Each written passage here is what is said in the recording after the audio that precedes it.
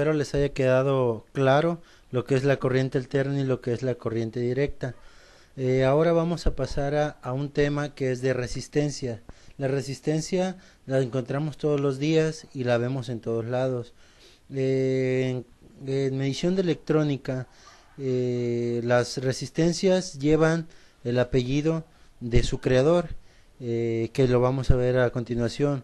Las resistencias varían en muchos aspectos, ya sea por el aumento del calor, por la longitud del cable, por el grosor del cable, varía en muchos aspectos. A mayor resistencia, menor corriente, es lo que vamos a ver a continuación. Vayamos a ver y espero y sea de su agrado. La ley de Ohm se llama así en honor a su descubridor Georg Simon Ohm, físico alemán de principios del siglo XIX. La ley de Ohm establece que la cantidad de corriente que pasa por un circuito es directamente proporcional al voltaje aplicado e inversamente proporcional a la resistencia del circuito. La ley de Ohm permite calcular la resistencia y el voltaje adecuados para cada circuito. La intensidad es igual al voltaje dividido por la resistencia. La resistencia es igual al voltaje dividido por la corriente. Y el voltaje es igual a la corriente multiplicada por la resistencia. La intensidad de corriente eléctrica corresponde a la cantidad de carga eléctrica que pasa por un punto de un conductor en un segundo. Se mide en amperes. El voltaje o fuerza electromotriz dependerá de lo que llamaremos fuente de voltaje y se mide en voltios. La resistencia que opone el conductor al flujo de corriente es lo que llamamos resistencia eléctrica. Se mide en ohmios. En un circuito de resistencia constante, la corriente y el voltaje son proporcionales. Si se duplica el voltaje, se duplica la corriente. Por otro lado, si se duplica la resistencia de un circuito, la corriente se reduce a la mitad. A mayor resistencia, menor corriente. La resistencia de un cable depende de su espesor, su longitud, de la conductividad del material del que está hecho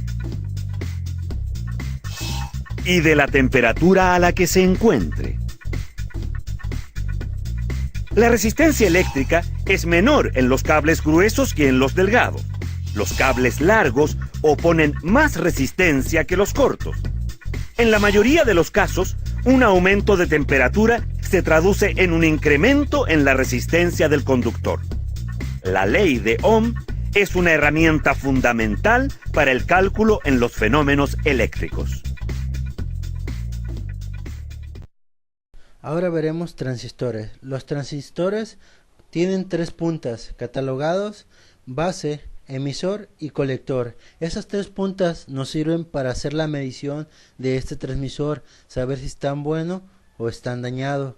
Hay dos tipos de transmisores, que es el NPN y el PNP, que vamos a ver su forma de medición a continuación. Veámosla. Los transistores están compuestos por tres patas, identificadas como base, emisor y colector.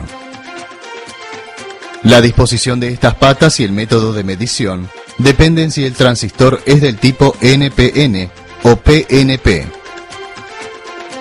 Para determinar esto bastará con ingresar el código del transistor presente en su carcasa en cualquier buscador de Internet. Con ello accederemos a documentación suficiente como para verificarlo.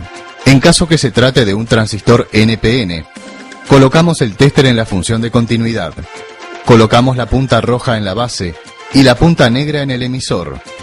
El número de vuelto debería ser cercano a 0.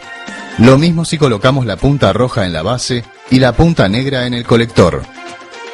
Si ahora colocamos la punta negra en la base y con la punta roja tocamos el emisor y el colector alternadamente, deberemos obtener un valor cercano al 1.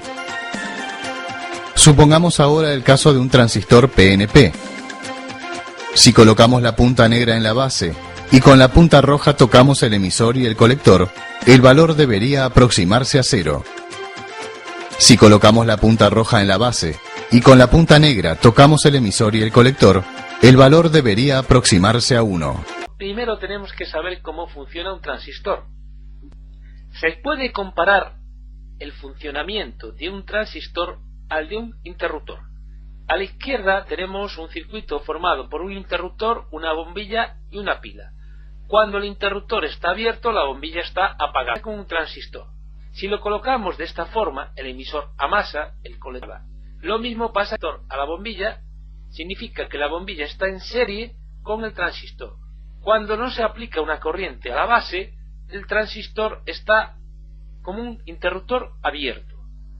Bien, en el circuito de la izquierda, cuando yo pulso el interruptor, como haría con el interruptor, la bombilla se enciende. Pues aquí igual. Cuando se le aplica una corriente a la base, el interruptor del salón de mi casa, el transistor se comporta como un interruptor cerrado y la bombilla se enciende. Pues esto fue un poco de electrónica básica. Espero y les sirva en algo, les pueda ayudar a conocer o a practicar de perdido con el multímetro. De mi parte ha sido todo. Un saludo al profesor José Armando Medina Aguilar y hasta la vista.